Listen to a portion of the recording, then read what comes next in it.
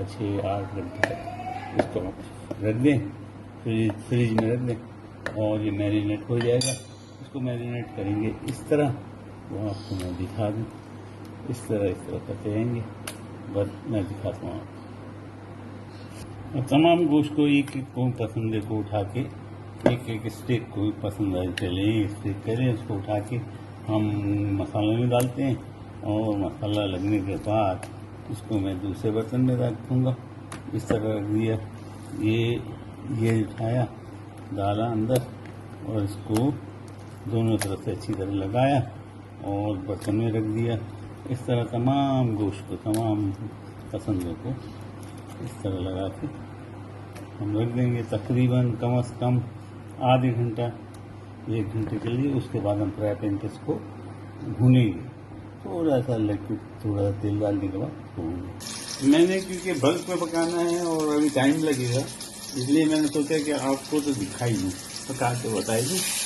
ये जनाब मैरिनेट हो चुके हैं हमारे पीछे, जो गोश्त के स्टेक हमने मैरिनेट किए थे वो तकरीबन हो चुके होंगे।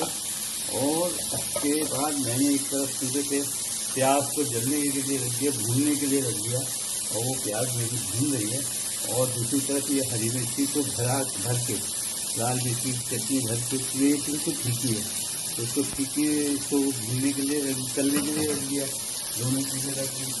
और मैंने एक पीस आपके लिए सैंपल के तौर पर रख दिया। मैं तो बल्क में 5-6 किलो पकाऊँगा एक के बाद एक, और उसके बाद शायद के लिए पेट न लगती, इसलिए मैं आपको दिखाऊँ।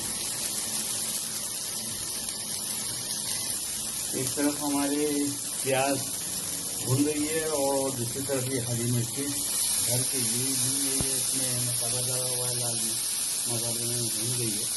और जनाब अभी दूसरी तरफ हमारा स्टेक जो है वो मैंने सैंपल के तौर पर एक ही स्टेक रखा है और वो भी भून गया। इंशाअल्लाह उनसे ही आपको दिखाता हूँ, तो सर्व करने को दिखाता हूँ कि सर्विंग कैसे करेंगे।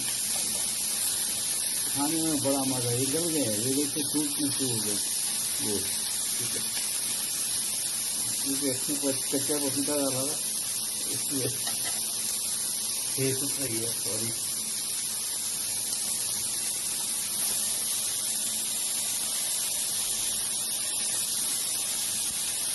बिल्कुल बिहारी कबाब की तरह इसमें आएगा। मिर्च हमारी हो चुकी, थोड़ी सी बात नहीं, बहुत कम तेल के अंदर आप इसको भूनिएगा और फिर खा के लीजिएगा मजा आता है। प्याज भून गई है, मैं उसको पानी से वॉश करके जाती हूँ। तमाम चीज़ें भुनी हुई, ये भी आँख पे भून लिया था, टमाटर भी, और इसका छिलका धोने से निकल जाता है। तो जनाब टमाटर भी भुना हुआ, भुना टमाटर और भुनी प्याज और भुना हुआ और तला हुआ हमारा गोश्त। एक सैंपल के तौर पे आपको दिखाया, मैंने तो बल्क में बनाना है। इंशाअल्लाह मैं बनाऊंगा तो फिर खुद चांस मिला तो दिखा दूंगा, वरना आज के लिए काफ़ी है।